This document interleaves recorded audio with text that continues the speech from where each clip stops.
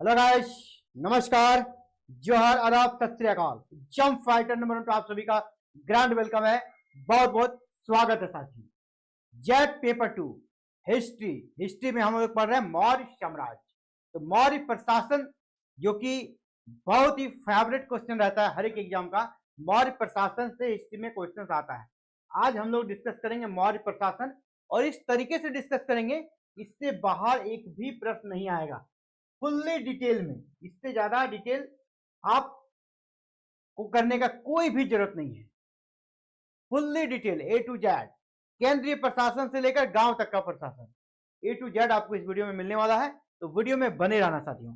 अगर आपका भी पेपर हिस्ट्री है और आप भी चाहते हैं निश्चित रूप से हिस्ट्री में जो जेड का रिजल्ट आएगा उस 6% में आपका भी एक सीट हो, तो अभी ही सीट को बुक करने के लिए आप हमारे साथ जुड़ सकते हैं। जहां पर इस सीट को आप बुक कर सकते हैं, मतलब तैयारी इतनी धारदार तरीके से आप कर सकते हैं हिस्ट्री की कि आपका एक सीट बुक होगा, 6% में आपका भी रिजल्ट होगा। इसके लिए दो माध्यम है। यूट्यूब पे आप फ्री में एक वीडियो देख सकते हैं, और अगर आपको पूरा सिस्टमैटिक रूप से वीडियो के साथ पीडीएफ नोट्स भी चाहिए, प्रैक्टिस सेट भी चाहिए, तो इसके लिए दूसरा रास्ता भी है। आपको हमारा ऐप डाउनलोड कर लेना चाहिए। ऐप का नाम है एग्जाम फाइटर नंबर 1। ऐप का लिंक आपको इसी वीडियो के नीचे डिस्क्रिप्शन बॉक्स में दिया गया है। इस लिंक को क्लिक करके आपको डाउनलोड कर लीजिएगा।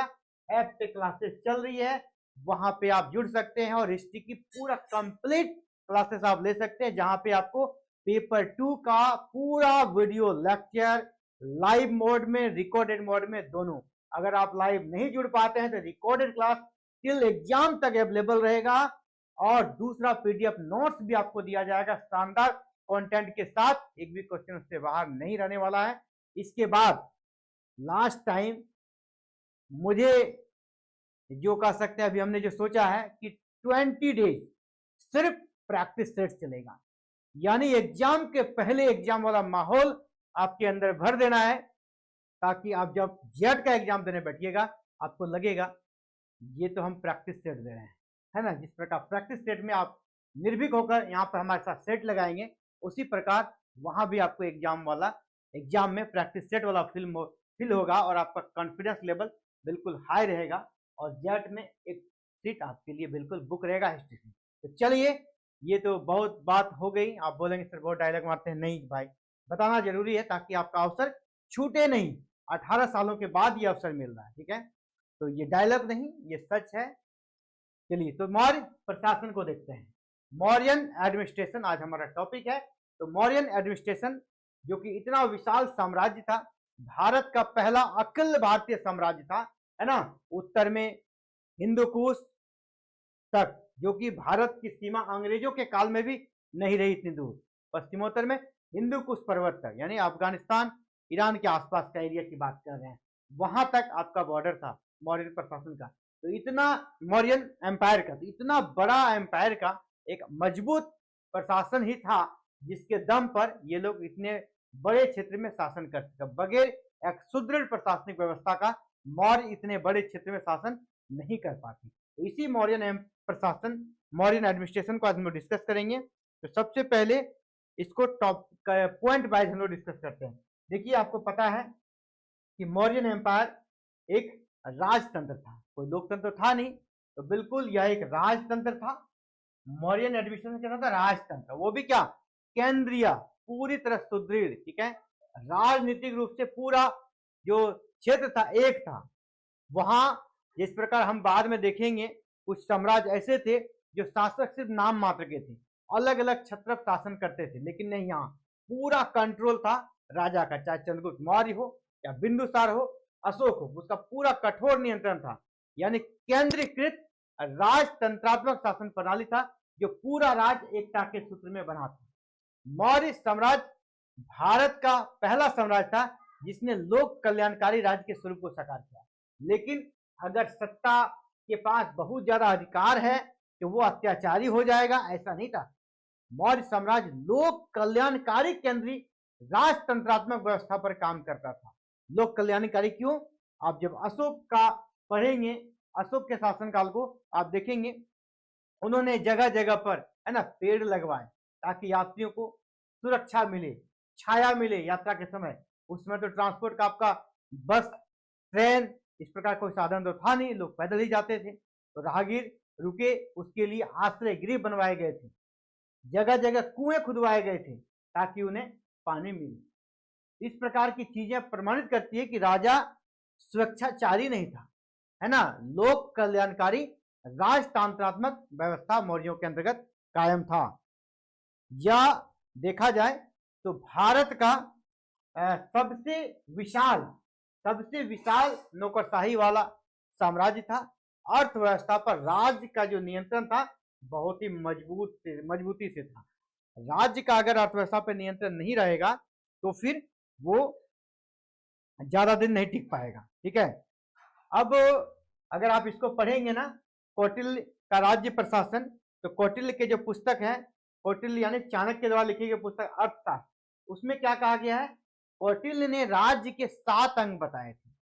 कौटिल्य ने राज्य का 7 अंग बताया था। ये 7 अंग राज्य के उन्नति के लिए आवश्यक है, जिसको सप्तांग विचारधारा कहते हैं। यानी मौर्यों का प्रशासन इस सप्तांग विचारधारा पर आधारित था। 7 अंग राज्य के होने चाहिए। कौन कौन सा?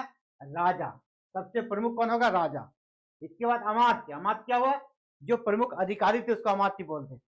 राष्ट्र, जनपद, ठीक है, राष्ट्र, जनपद, जो राज्य है उसी को राष्ट्रीय जनपद कहते थे।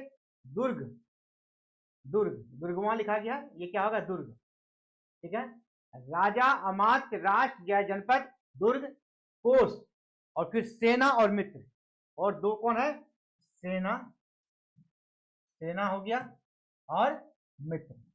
ये 7 अंग राज्य के थे, जिसको सप्तांग विचारधारा कहा जाता है।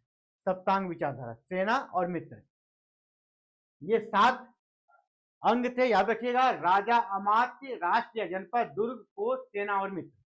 ठीक है, ये सभी इंपॉर्टेंट है। एक मजबूत सेना भी जरूरी है और सच्चा मित्र भी जरूरी है एक राज्य के लिए।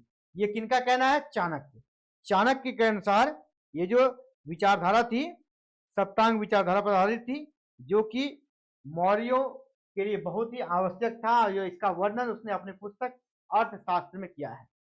मंत्री परिषद हुआ करता था राजा का सहायता देने के लिए, और एक होता था मंत्री। मंत्री परिषद आप समझिए, आज का जो मंत्री परिषद है उसको समझ लीजिए। अब मंत्री मतलब कैबिनेट मिनिस्टर। ठीक है, कुछ मंत्री होते हैं जो कि कैबिनेट मिनिस्टर नहीं होते, सिर्फ मंत्री होते हैं। तो विशेष जो मंत्री होते थे उसको मंत्री बोलते थे, और मंत्री परिषद सामान्य सा मंत्रियों का जो समूह था उसको मंत्री परिषद बोलते थे। मंत्री परिषद से ज्यादा वैल्यू किसका होता है? कैबिनेट मिनिस्टर्स का। तो मंत्री समझिए कैबिनेट मिनिस्टर था, इसीलिए यहाँ पे उसके वेतन में भी अंतर था। मंत्री परिषद को 12,000 पन वार्षिक मिलता था। पन उस समय का मुद्रा था। ठीक है, मौर्यकालीन मुद्रा को क्या बोलते थे? पन। तो पन 12,000 पन वार्षिक मिलता था मंत्री परिषद को, और जो मंत्री रहते थे यानी जो कैबिनेट मिनिस्टर, विशेष मंत्री, स्पेशल मंत्री रहते थे, उसका 48,000 पन वार्षिक था। यानी वेतन से भी आप समझ सकते हैं किसका क्या महत्व था। सेवक और जो अंग रक्षक थे उसको केवल 60 पन दिया जाता था वार्षिक, और न्यूनतम वेतन 60 पन था। 60 पन से वेतन किसी का भी कम नहीं था। मंत्री क्या होता था? विशेष, बहुत ही राजा के क्लोज मंत्रियों का, ठीक है, बहुत ही क्लोज मंत्रियों का एक समूह होता था। 3 से 4 लोग उसमें होते थे, इसे ही कह सकते हैं मंत्रीन कहा जाता था। 3 से 4 लोग होते थे, ये क्या कहलाते थे? मंत्रीन कहलाते थे। इसको समझिए, जो राजा के विशेष सहयोगी होते थे। ठीक है, बहुत ही क्लोज, 3 से 4 लोगों का समूह, इसे ही कहते थे। अत्यधिक छोटी परिषद होती थी जिसको कि मंत्रीन कहते थे, यानी कैबिनेट कहते थे। बहुत जो भी महत्वपूर्ण और सेक्रेट डील होता था, निर्णय होता था, इसी मंत्रीन के माध्यम से लिया जाता था। इसमें कौन कौन होते थे? युवराज हुआ, प्रधानमंत्री, सेनापति, ये सभी मंत्रीन में आते थे। युवराज यानी राजा का जो पुत्र हुआ, प्रधानमंत्री, और जो सेना का प्रमुख है सेनापति, ये सभी मंत्रीन कहलाते थे। और मंत्रीन का वेतन पहले कहा दिया 48,000 पन वार्षिक हुआ करता था। जितनी भी चीजों पे अंडरलाइन करो, हर एक चीज ऑब्जेक्टिव के दृष्टिकोण से आपके लिए महत्वपूर्ण है। इसको देखते चलें। अब मौर्यों का प्रशासन अलग अलग तरह से था। जैसे केंद्रीय प्रशासन होता है, जहां पर सेंटर, जिसको कहते हैं सेंटर पावर, और फिर होता है स्टेट पावर। तो अभी हम लोग केंद्रीय प्रशासन को देखेंगे और फिर राज्य प्रशासन को देखेंगे, जिसको प्रांत कहा जाता था। ठीक है, जैसे अभी भारत में केंद्र में मोदी जी की सरकार है, तो सेंट्रल गवर्नमेंट एक होता है, एक फिर स्टेट गवर्नमेंट होता है। यहाँ भी ये सिस्टम था, लेकिन यहाँ पे जिस प्रकार हमारे देश में भी क्या है कि मुख्यमंत्रियों को अधिकार है अपना, बहुत सारे क्षेत्रों में स्वायत्ता है, लेकिन उस समय स्वायत्ता नहीं था, ठीक है। केंद्र का ही मजबूत नियंत्रण रहता था प्रांतों पर भी। तो अभी सबसे पहले लोग केंद्रीय प्रशासन को पर नजर डालते हैं। केंद्रीय प्रशासन क्या था, ठीक है। केंद्रीय प्रशासन को पहले देखते हैं। केंद्रीय प्रशासन, हाँ, राजा को प्रशासन में सहयोग देने के लिए प्रमुख पदाधिकारी होते थे, ऑफिसर्स होते थे, जिसको तीर्थ कहा जाता था। 18 प्रमुख जो राजा होते थे ना, जो सेंटर में मान लिया अशोक हैं या चंद्रगुप्त मौर्य हैं या बिंदुसार हैं, इसको मदद करने के लिए, इसको सहायता देने के लिए कितने अधिकारी होते थे? 18। इस अधिकारी को क्या बोलते हैं? तीर्थ। अभी हम लोग सामान्य रूप में अधिकारी बोलते हैं, लेकिन उसमें क्या बोलते? 18 तीर्थ। ये तीर्थ मतलब क्या हो गया? बड़े अधिकारी, राजा को मदद करने के लिए सेंट्रल लेवल पे, ठीक है। ये महामात्य भी कहे जाते थे। कहीं कहीं इस तीर्थ का दूसरा नाम क्या हो गया? महामात्य भी कहे जाते थे। इसमें सबसे महत्वपूर्ण जो अधिकारी हुआ करता था या तीर्थ हुआ करता था, वह जो तीर्थ थे वह मंत्री और पुरोहित होते थे। इस 18 तीर्थ में से, 18 अधिकारी में से सबसे महत्वपूर्ण कौन हो गया? मंत्री और पुरोहित हो गया। और ये जो मंत्री का पद होता था, ऐसे वैसे नहीं दिया जाता था, इसके लिए भी अच्छा खासा वहां पर जांच होता था, ठीक है। अब उसको देखेंगे हम लोग। मंत्रियों की नियुक्ति के लिए एक टेस्ट होता था। हर कोई मंत्री नहीं बन जाता था, मंत्री के लिए एक टेस्ट होता था, जिसमें उसके चरित्र को जांचा जाता था कि यह ईमानदार है या बेईमान है ना, अच्छा कैरेक्टर का है या बुरा कैरेक्टर का है। और उस जांच का नाम था उपधा परीक्षण। आपसे पूछा जाएगा उपधा परीक्षण से आप क्या समझते हैं, या उपधा परीक्षण का संबंध निम्नलिखित में से किससे है? तो ये मंत्रियों का जो टेस्ट होता था उसी को बोलते थे उपधा परीक्षण। मंत्री परिषद के नीचे द्वितीय श्रेणी के अधिकारी होते थे, जिसको अध्यक्ष बोलते थे, ठीक है। यानी मंत्री परिषद जो 18 तीर्थ है, उसके नीचे और एक सेकेंड लेयर के भी अधिकारी हुआ करते थे, जिसको क्या बोलते थे? अध्यक्ष। विभिन्न विभागों में अलग अलग अध्यक्ष हुआ करते थे। और अध्यक्ष का अगर देखा जाए अन्य नाम यूनानी स्रोतों, जो यूनानी सोर्सेस है, यूनानी राइटर्स हैं, वो लिखते हैं इसको मजिस्ट्रेट, है ना। ऐसे अध्यक्ष, भारतीय इतिहासकार इसको अध्यक्ष बोलते हैं, यूनानी इतिहासकार इसको क्या बोलते हैं? मजिस्ट्रेट होते थे। यानी मंत्री परिषद के नीचे जो सेकेंड लेयर के अधिकारी होते थे, उसको क्या कहा जाता था? अध्यक्ष या मजिस्ट्रेट। इनका नाम अलग अलग है और यहां से प्रश्न आता है। ये जो 26 अध्यक्ष होते थे, कितने तीर्थ कितने हो गए? 18। और अध्यक्ष या मजिस्ट्रेट कितने हो गए? 26। इन 26 अध्यक्षों का नाम आपको याद रखना है, उसका काम याद रखना है। नाम और उसका काम याद रखिएगा। एक अध्यक्ष जिसका नाम है लक्षणाध्यक्ष। लक्षणाध्यक्ष ये कौन होता था? मुद्रा एवं टकसाल का अध्यक्ष, ठीक है। जो टकसाल का अध्यक्ष होता था, टकसाल का, उसी को बोलते थे लक्षणाध्यक्ष। आपसे पूछा जाएगा लक्षणाध्यक्ष का संबंध किससे है? टकसाल अधिकारी, है ना। इस प्रकार 4 ऑप्शन दे देगा। इसमें आपको टकसाल का जो अध्यक्ष होता था उसको लक्षणाध्यक्ष बोलते थे। इसके अलावा टकसाल में और एक अधिकारी होता था जिसका नाम था रूपदर्शक। रूपदर्शक क्या होता था? सिक्का जारी करता था और वहां पर मुद्रा का परीक्षण करता था, जांच करता था सही रूप से बना है या नहीं, इसको देखता था रूपदर्शक। इस अधिकारी का नाम, यानी टकसाल में 2 अधिकारी, लक्षणाध्यक्ष, लक्षणाध्यक्ष क्या हो गया? वो टकसाल का हेड हो गया। और रूपदर्शक क्या होगा? मुद्रा को टेस्टिंग करने वाला, ठीक है। एक है पन्याध्यक्ष, दूसरा है, इसमें 26 को मिलेगा आपको, है ना, 26। पन्याध्यक्ष क्या हो गया?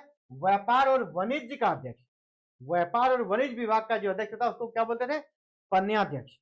इसी प्रकार अलग अलग है। अगला है आपको कुप्याध्यक्ष। कुप्याध्यक्ष क्या हो गया? कुप्याध्यक्ष का मतलब हो गया जंगल की वस्तुओं के निरीक्षण के लिए जो अधिकारी था वो हो गया कुप्याध्यक्ष। कोतवाध्यक्ष क्या हो गया? माप तोल का अधिकारी हो गया। एक है शुल्काध्यक्ष, यानी चुंगी यानी टैक्स वसूलने वाला अधिकारी हो गया। तो सब यहाँ पर क्या सीधे आपको रटना है, यहाँ पर समझने का कुछ नहीं, यहाँ पर सीधे आपको इन चीजों को रट लेना है, आपको रट लेना होगा। नेक्स्ट कौन सा हो गया? सूत्राध्यक्ष। नेक्स्ट हो गया सूत्राध्यक्ष, यानी कटाई बुनाई वस्त्र उत्पादन गतिविधियों का जो अध्यक्ष था, कटाई बुनी। अगला है आयुधागाराध्यक्ष। आयुधा यानी अस्त्र शस्त्र, अस्त्र शस्त्र के रख रखाव के लिए जो नियुक्त होता था। सीताध्यक्ष, सीताध्यक्ष और कृषि विभाग का जो अध्यक्ष होता था, कृषि विभाग का अध्यक्ष, उसको सीताध्यक्ष बोलते हैं। सूराध्यक्ष यानी आबकारी यानी शराब वाला जो डिपार्टमेंट था उसका जो अध्यक्ष था उसको सूराध्यक्ष बोलते थे। इसी तरह आपको 26 तक जाना है, ठीक है। 26 में अगला हम लोग देखेंगे सुनाध्यक्ष। आपसे सबका किसी का भी काम के बारे में पूछ सकता है, इस अधिकारी का क्या काम था, तो सुनाध्यक्ष। सुनाध्यक्ष क्या था? बूचड़ खाने का अध्यक्ष था, ठीक है। या पशु पक्षी का संरक्षण का काम करता था, किसको किसकी हत्या करनी है किसकी नहीं करनी है ये सब ये देखता था। आकाराध्यक्ष। आकाराध्यक्ष क्या होगा? कारखाने है ना, जो खान है कारखाना है उसका अध्यक्ष। विविताध्यक्ष यानी चारगाह का अध्यक्ष, जो पशुपालन करते थे, ऐसा नहीं कि कहीं भी जाके पशु चरने लगेगा, एक पर्टिकुलर जगह था है ना जहां पर जाके पशु चरते थे, इन सभी पर निर्णय लेता था कौन? विविताध्यक्ष। इसी प्रकार अलग अलग है और भी। 26 पे हमको जाना है नवाध्यक्ष। नवाध्यक्ष क्या था? नौसेना का अध्यक्ष। बहुत सारा आपको नाम से ही पता चल जाएगा, है ना, नाम से पता चल जाएगा ये नौसेना का अध्यक्ष है। तो नवाध्यक्ष क्या हो गया? नौसेना का अध्यक्ष। गणिकाध्यक्ष क्या हो गया? वेश्याओं का निरीक्षक, ठीक है। जो वेश्याएं थी जिसको आप रेड लाइट एरिया बोलते हैं, वहां पे जो नियंत्रण करता था, ठीक है, उसको बोलते थे गणिकाध्यक्ष। वहां पे कोई भी गड़बड़ ना करे। संस्थाध्यक्ष। संस्थाध्यक्ष ये हो गया व्यापारिक मार्गों का अध्यक्ष। संस्थाध्यक्ष क्या हो गया? व्यापारिक मार्गों का अध्यक्ष। लवणाध्यक्ष, लवण मतलब नमक जो होता है, तो इस देखिए इसका नाम हो गया नमक अधिकारी। मुद्राध्यक्ष यानी पासपोर्ट अधिकारी। आपको एक राज्य से दूसरा राज्य जाना है तो पासपोर्ट का अधिकारी, वहां पर मतलब जांच होता था, कोई नया जब किसी प्रांत में प्रवेश करता था इसके लिए मुद्राध्यक्ष हुआ करता था। अगला आपका कोष्ठागाराध्यक्ष। नाम से देखिए बहुत कुछ आपको स्पष्ट हो जाए। कोष्ठागाराध्यक्ष यानी भंडार गृह, है ना। कोष्ठागारा इसका मतलब ही भंडार होता है, तो भंडार गृहों का जो अधिकारी होता था। अगला स्वर्णाध्यक्ष। नाम से स्पष्ट है, स्वर्ण मतलब क्या होगा? सोना। स्वर्ण मतलब सोना, तो स्वर्ण उत्पादन और शुद्धता के मानकीकरण का अधिकारी को स्वर्णाध्यक्ष बोलते थे। हस्ती अध्यक्ष। नाम से क्या? हस्ती यानी हाथी, हाथियों की देखभाल, क्योंकि सेना का महत्वपूर्ण अंग हाथी होता था, इसीलिए इसके लिए अलग से डिपार्टमेंट बना गया था। इसके अलावा यहाँ पर अश्वाध्यक्ष और गोध्यक्ष भी होते थे, यानी घोड़ों का देखभाल करने वाला अश्वाध्यक्ष, गायों का देखभाल करने वाला गोध्यक्ष, और जो हाथी का देखभाल करता था हस्ती अध्यक्ष। अगला है बंधनागाराध्यक्ष। समझ में आ रहा है? बंधनागार मतलब क्या होगा? जेल या कारागार का अध्यक्ष। इसमें बहुत चीज आपको रटना भी नहीं है, नाम से बहुत कुछ आपको ऐसे ही पता चल जा रहा है, जिसमें आपको रटने का कोई यहाँ पर जरूरत महसूस नहीं होगा। अगला है देवताध्यक्ष, है ना, इसमें कोई रटने का जरूरत है। देवता यानी क्या हो गया? धार्मिक विभाग का अध्यक्ष। हर एक डिपार्टमेंट का अध्यक्ष, धार्मिक विभाग का अध्यक्ष। लोहाध्यक्ष। लोहाध्यक्ष यानी धातु विभाग, लोहाध्यक्ष धातु विभाग का अध्यक्ष। पतनाध्यक्ष, पतन मतलब क्या होता है? बंदरगाह, तो बंदरगाह का अध्यक्ष।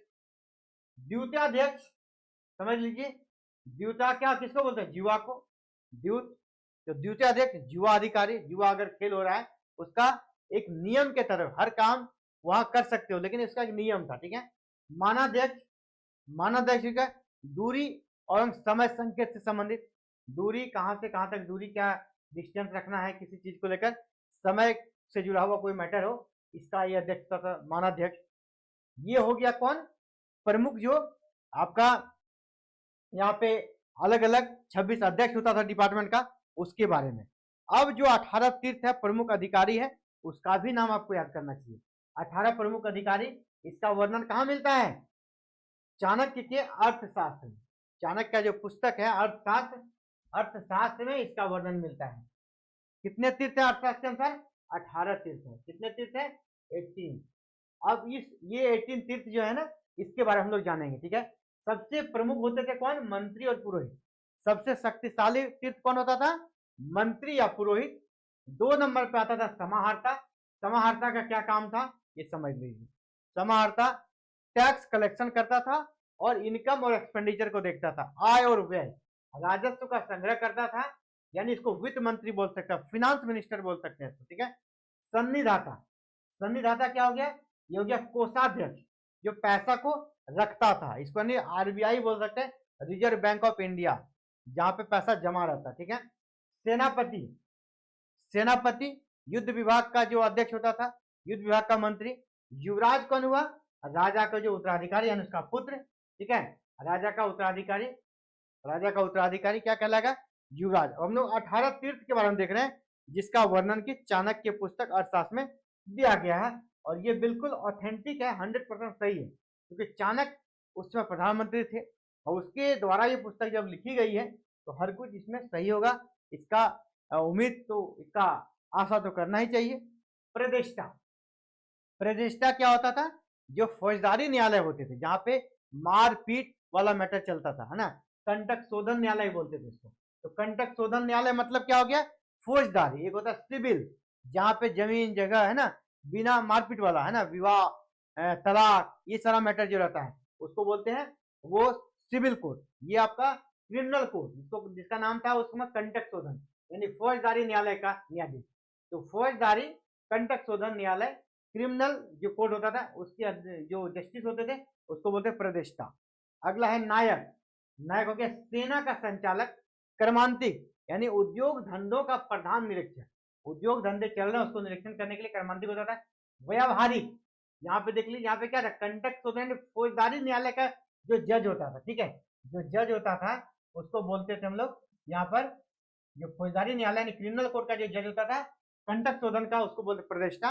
अब है कि सिविल कोर्ट, दीवानी मामले, विवाह शादी वाला मैटर जो देखता है ना, जहाँ पे मारपीट का केस नहीं, जनरल कोर्ट है, सामाजिक मुद्दों से जुड़ा हुआ, उसको बोलते हैं व्यवहारिक, है ना। उस जज को क्या बोलते थे? व्यवहारिक। तो व्यवहारिक क्या था? जज था किस कोर्ट का? धर्मस्थनीय कोर्ट का। धर्मस्थनीय कोर्ट किसको बोलते थे? दीवानी मामलों का, यानी सिविल मामलों का। अगला है मंत्री परिषदाध्यक्ष। नाम ही से ही स्पष्ट है, मंत्री परिषद का अध्यक्ष। जितने मंत्री है सबका जो हेड होता था उसको मंत्री परिषदाध्यक्ष बोलते थे। अगला जो है इंपॉर्टेंट वो है दंडपाल। दंडपाल कौन हो गया? दंडपाल सेना की सामग्री जुटाने वाला, सेना की सामग्री जुटाने वाला अधिकारी दंडपाल हो गया। अंतपाल कौन हुआ? अंतपाल सीमावर्ती दुर्गों का रक्षक। सीमावर्ती दुर्गों का रक्षक या मार्ग की सुरक्षा करने वाला अधिकारी अंतपाल कहलाता था। दुर्गपाल, जो दुर्ग बने होते जहाँ सेना का जिसको फोर्ट किला कह सकते हैं, जहाँ सेना रहती थी वहां का जो प्रबंधन देखता था उसको दुर्गपाल बोलते थे। नागरक, नाम से स्पष्ट है, नगर का प्रमुख अधिकारी। प्रशासता क्या हुआ?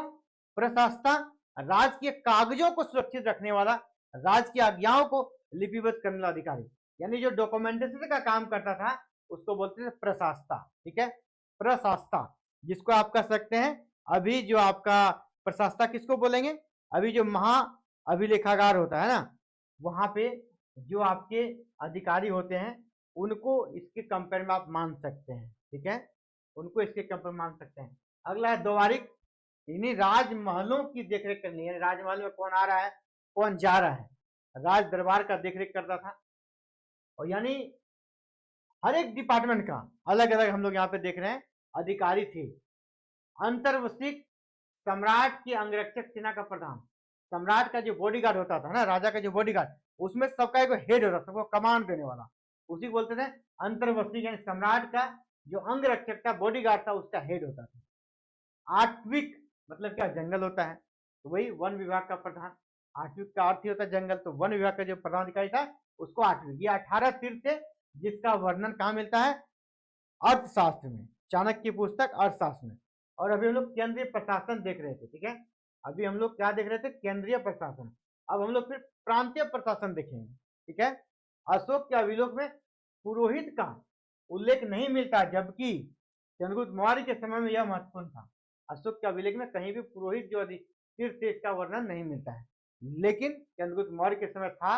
इसका प्रूफ है कि चाणक्य ने इस पुस्तक में लिखा है, बाद में हालांकि अशोक ने इसे हटा दिया था। अब हम लोग प्रांतीय प्रशासन को देखेंगे। आपको पता है मौर्य काल में टोटल 5 प्रांत थे। मौर्य काल में केंद्र जो पूरा साम्राज्य था, एम्पायर था, अलग अलग प्रांतों में विभाजित था।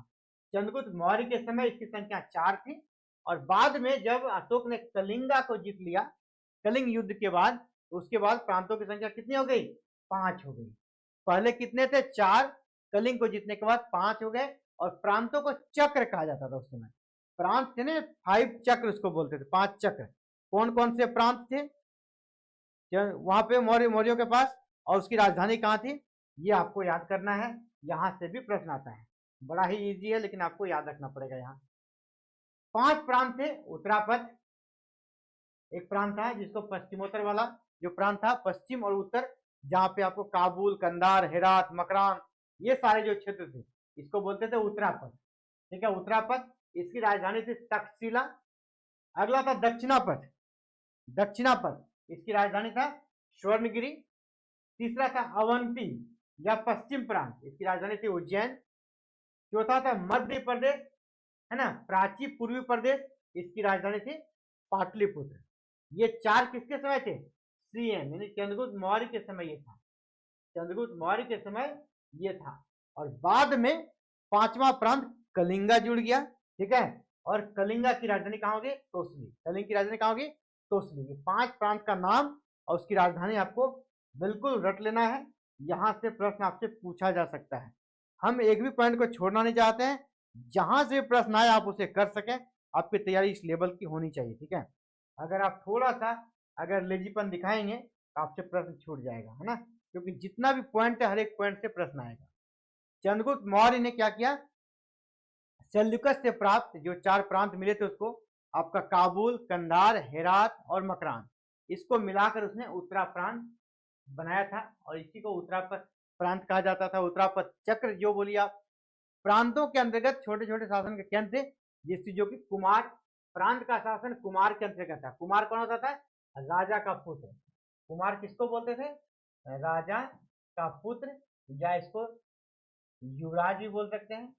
युवराज प्रांतों का शासन इसके अंतर्गत होता था और उसके अधीन फिर महामात्य होते थे, बहुत सारे अधिकारी होते थे। जिस प्रकार सेंटर में था, यहाँ भी पैरेलल वही सिस्टम था। जैसे अब केंद्र सरकार में हमारे अभी प्रधानमंत्री होते हैं, उसका मंत्री परिषद होता है। उसी प्रकार राज्यों में मुख्यमंत्री होते हैं, उसका फिर अलग मंत्री परिषद होता है। सेम यहाँ पर भी वही सिस्टम था, केंद्र के जैसा यहाँ भी था, लेकिन केंद्र वाले को ज्यादा पावर था, राज्य वाले को कम पावर था। ठीक है, कम पावर था। प्रांत में जो हेड होते थे युवराज होते थे। ठीक है, अब है कि मौर्य का जो विभाजन था ना, प्रांत भी बटा हुआ था। ठीक है, इसके पूरे विभाजन को हम लोग अब समझने का प्रयास करेंगे एक साथ। ठीक है, पूरे विभाजन को एक साथ समझने का प्रयास करते हैं। सबसे ऊपर क्या हो गया? साम्राज्य। सबसे ऊपर क्या हो गया? साम्राज्य, जिसको पूरा मौर्यन एम्पायर बोलते हैं। सबसे ऊपर आपका साम्राज्य है। साम्राज्य बटा था किसमें? प्रांत में। साम्राज्य किसमें बटा? प्रांत में। प्रांत बटा मंडल में, या उसको कमिश्नरी क्षेत्र बोलते हैं। जैसे अभी हमारा भारत सरकार, भारत है, भारत किसमें बटा? विभिन्न राज्यों में। राज्य किसमें बटा? कमिश्नरी में। उसी तरह का सिस्टम आप समझिए, साम्राज्य बटा प्रांत में, प्रांत बटा मंडल में, फिर मंडल बटा आहार या विषय में, जिसको जिला बोलते थे, और वो बटा फिर स्थानीय में। स्थानीय किसको बोलते थे? 800 गांवों का समूह को स्थानीय बोलते थे। स्थानीय बटा था द्रोणमुख में, 400 गांवों का समूह को द्रोणमुख बोलते थे। ये सब प्रश्न आ सकता है कहीं से भी। खारवटिक होता था, खारवटिक किसको बोलते थे? 200 गांवों का समूह को खारवटिक बोलते थे।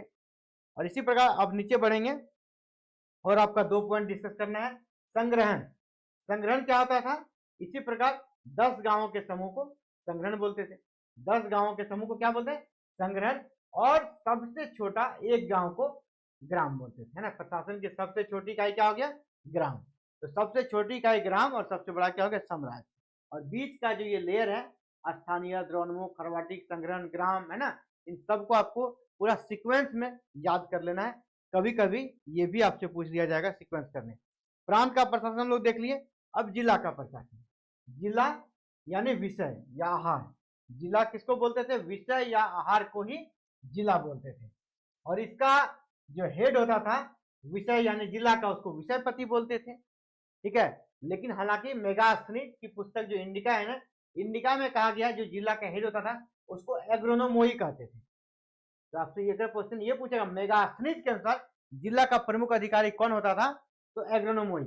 जिले में ही युक्त, राजुक और प्रादेशिक अधिकारी होते थे। ये किस लेवल के अधिकारी थे ये पूछा जाएगा। युक्त, राजुक और प्रादेशिक किस स्तर के अधिकारी थे, है ना, केंद्र स्तर के, प्रांत स्तर का या जिला स्तर का? ये जिला स्तर के अधिकारी हुआ करते थे। इसको भी आपको याद कर लेना है। अब देखिए मिडिल में जो मध्य स्तर का था, छोटा मोटा जो क्षेत्रीय विभाजन था, उसको भी थोड़ा बहुत देख लेना है आपको। यानी हम लोग सीधे साम्राज्य से लेकर गांव तक पहुंच रहे हैं। प्रशासनिक अधिकारियों का बढ़ता हुआ क्रम को आप याद रखिएगा। ये क्रम है। सबसे नीचे क्या हो गया? गोप। गोप कहाँ का हो गया? ग्राम का। गोप के बाद स्थानिक, फिर युक्त, राजुक, प्रादेशिक। इसके बाद विषयपति, समाहर्ता, महामात्य, प्रांतपति और राजा। तो बढ़ते क्रम, यानी ये हो गया सर्वोच्च, ये हो गया सर्वोच्च सबसे बड़ा पद, और ये हो गया सबसे छोटा पद। प्रशासन में सबसे बड़ा हो गया राजा, सबसे छोटा हो गया गोप। महामात्र उच्च अधिकारी को कहते थे। महामात्र को ये पावर था कि वो किसी भी प्रांत में, ठीक है, किसी प्रांत में बिना प्रांतपति यानी बिना युवराज के आदेश से उस प्रांत में वो सीधे दखल दे सकता था। यानी केंद्र का दखल बहुत ज्यादा था, ठीक है, केंद्र का दखल ज्यादा था। अगर कोई प्रांत मनमानी करे तो केंद्र उस पर नियंत्रण कैसे बनाएगा, तो महामात्र के माध्यम से। महामात्र को स्पेशल, जैसे आप गवर्नर को ले सकते हैं, अभी राज्यों में राज्यपाल होते हैं ना, इसको यहाँ का राज्यपाल समझ सकते हैं। राज्यपाल जिस प्रकार राज्य का प्रशासन अपने हाथ में ले सकता है, जब सीएम कह सकते हैं नियमों से आगे जाकर काम करता है, संविधान का उल्लंघन करता है मुख्यमंत्री, तो वहां पर राज्यपाल शासन लग जाता है। हमारे राज्यों में राष्ट्रपति शासन जिसको बोलते हैं, तो वही महामात्र का इसको काम था, आप समझ सकते हैं इसको। अब एक अधिकारी होता था प्रतिवेदक। प्रतिवेदक क्या होता था, सूचना देने वाला अधिकारी। मतलब किसी प्रांत में अगर कुछ हो रहा है, वहां भी उसने अपने अधिकारी नियुक्त करके रखे थे, प्रतिवेदक। राजा को सूचना देने वाला अधिकारी को प्रतिवेदक कहते हैं। अब नगर का प्रशासन कैसे चलता था, उसका एक अलग सिस्टम था, है ना। इसकी जानकारी किससे मिलती है, मेगास्थनीज के पुस्तक इंडिका से। उसने पाटलिपुत्र के नगर प्रशासन का वर्णन किया है। पाटलिपुत्र का नगर प्रशासन के बारे में उसने लिखा है कि जो नगर का प्रशासन था वह 30 सदस्यों का एक मंडल द्वारा तय करता था।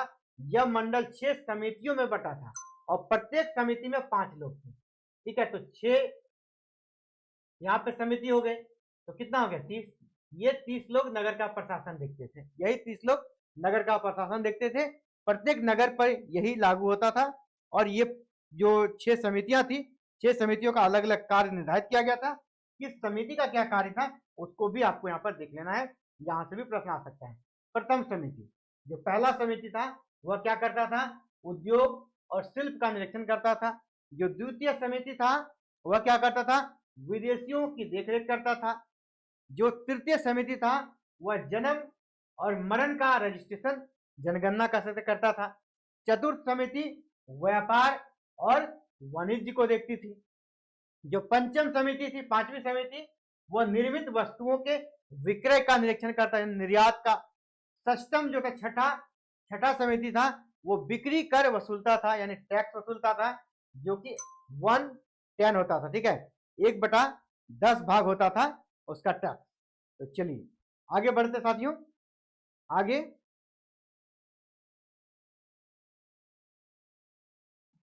अब ये जो नगर प्रशासन का वर्णन मिलता है किसने किया है, मेगास्थनीज ने।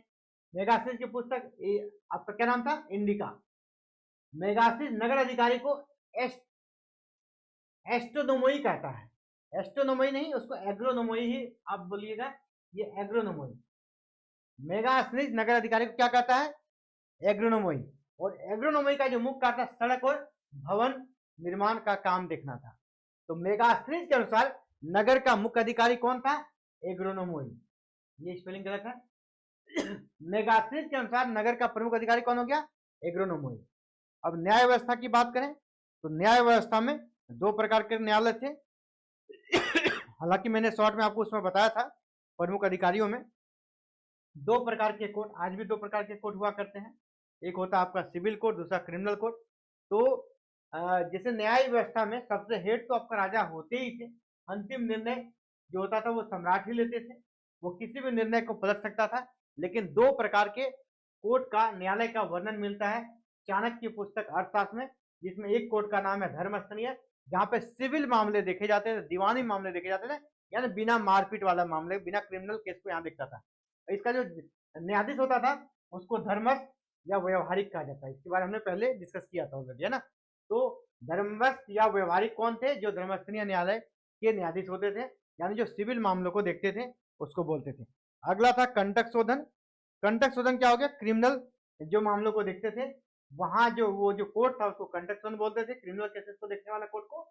और यहाँ के जो अधिकारी होते थे उसको प्रतिष्ठा बोलते थे, यानी जज, जो क्रिमिनल कोर्ट के जज थे उसको प्रतिष्ठा बोलते थे। जनपद के न्यायाधीश को राजू बोलते थे, राजू, छोटा और निचले लेवल का न्यायाधीश था उसको राजू को बोलते थे, है ना। तो ये हो गया गुप्तचर व्यवस्था। गुप्तचर व्यवस्था भी मौर्यों के काल में मजबूत गुप्तचर व्यवस्था का प्रमाण मिलता है। मौर्यों के काल में यहाँ पर गुप्तचर व्यवस्था भी मजबूत मिलता है। मौर्यों के काल में मजबूत गुप्तचर व्यवस्था थी, इसीलिए मौर्य अपने प्रशासन को बनाकर रख पाए। ठीक है, गुप्तचर व्यवस्था पर विस्तृत एवं महत्वपूर्ण सूचना मिलती है। गुप्तचर का जो प्रमुख था उसको महामात्यासर कहते थे, जो गुप्तचर का पूरा हेड होता था, पूरे गुप्तचर डिपार्टमेंट का जो हेड होता था उसको बोलते थे महामात्यासर। महामात्यासर कौन हो गया? गुप्तचर विभाग का हेड। गुप्तचर जो होते थे उसका नाम अर्थशास्त्र में मिलता है गूढ़ पुरुष। गुप्तचर को किस नाम से वर्णित किया गया है? गूढ़ पुरुष। गूढ़ पुरुष का मतलब क्या आ गया? गुप्तचर। गुप्तचर दो टाइप को होते, संस्था और एक होता है संचार। संस्था गुप्तचर क्या था? एक जगह बैठकर काम करता था, एक जगह। और जो संचारा होता था वो भ्रमणशील, घूम घूम कर जानकारी इकट्ठा करता था।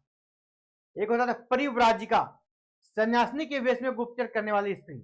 यहाँ पर स्त्री होती थी, महिलाएं होती थी जो गुप्तचर का काम करते थे, उसको परिव्राजिका या कहें कि वृषली या भिक्षुकी भी कहा जाता था।